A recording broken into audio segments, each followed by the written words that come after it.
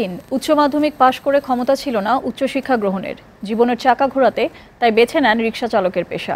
আর Shamim SSC পাশ করে van চালক বাবার সাথে থাকেন করাইল বস্তিতে। ভাবেন তিনিও কি ভ্যান চালাবেন? বলছি জীবন যুদ্ধে তিক্ত অভিজ্ঞতা লব্ধ দুই তরুণের কথা।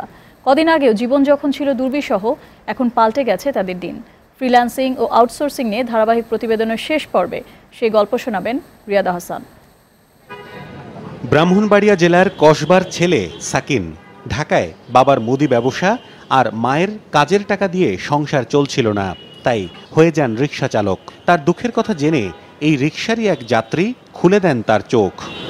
সন্ধান পান তথ্য প্রযুক্তি খাতের মহাসমুদ্রে কাজের অফুরান ভাণ্ডারের। এক বড় ভাই আমার প্যাসেঞ্জার হিসেবে উঠছে তো উনি আমার কষ্ট দেখে বলতেছে যে ভাইয়া ফ্রিল্যান্সারিং কাজটা ওয়েব ডিজাইন বা ডেভেলপমেন্ট শিখে ফ্রিল্যান্সারিং কাজটা করতে পারেন। পেয়ে যান কোডার্স ট্রাস্ট নামক বিদেশি প্রতিষ্ঠানের প্রযুক্তিগত ট্রেনিং আর সহায়তা। আমার বাবা দারোয়ানি করে, উপার্জনক্ষম আমি ছেলে হয়েও বাবা মার কাছে টাকার জন্য হাত পাততেছে। আমার কাছে খুবই খারাপ লাগছে যে এই সময়ে আমার বাবাকে হেল্প করার কথা ছিল, আমার মাকে হেল্প করার কথা ছিল, অথচ ওনারা আমাকে হেল্প করতেছে। এখান থেকে আমি যা শিখলাম, মাসে আপনার মান্থলি, তা অন্য কারোর জন্য বলতে পারি না, কিন্তু আমার জন্য হয়তো বা 20 থেকে 30,000 টাকার মতো আমার উপার্জনক্ষম একটা আয়ত্ত এসে পড়ছে। আরেক তরুণ শামীম করাইল বস্তিতে থেকে 3 মাস আগেও যে জীবনের লক্ষ্য নিয়ে হতাশায় ছিল, সে এখন আয় করছে মাসে 40,000 টাকার বেশি। করাইল বস্তির ওখানেই জাগ স্কুলে একটা রুম নেওয়া হয়েছিল, সেখানে 20টা ল্যাপটপ ছিল। তো ওখানে আমরা 40 জন ট্রেন হই আর কি। শোনো যে আমার ড্রিম কি ছিল, আমার বাবা ভ্যানগাড়ি চালায়, রিক্সা চালায়, আমি কি করব? আমি যদি প্রশ্ন করতাম যে আমি কি করব, আমাকে হয়তো বা এরকম কিছু করতে হবে। লাস্ট মানে $500 ইনকাম ছিল।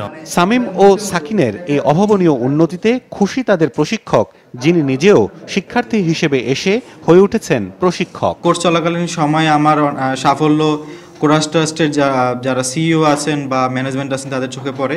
আমাকে অফার করা হয় এখানে মেন্টর হিসেবে জয়েন করার জন্য। আর প্রতিষ্ঠানটির বাংলাদেশ প্রধান জানান, এমন শুভ কাজে সরকারি স্বীকৃতি পেলে উৎসাহ বহুগুণে বাড়বে।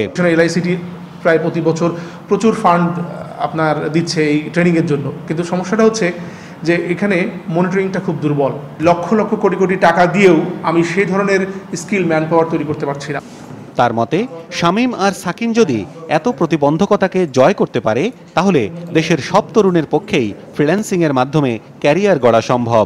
আপওয়ার্ক এই লার্জেস্ট মার্কেট প্লেস, এখানে প্রতি সপ্তাহে প্রায় 50,000-এরও বেশি জব আসছে, ওয়ারেজ সেই অনুযায়ী কিন্তু ফ্রিল্যান্সার আমরা তৈরি করতে পারছি না।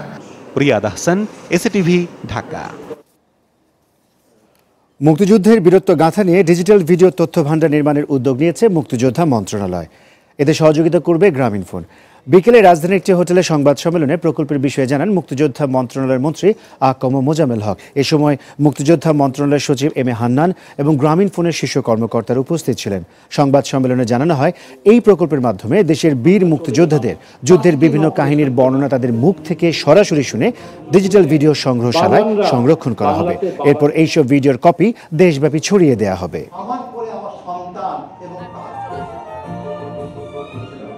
যে আমরা গ্রামীণফোন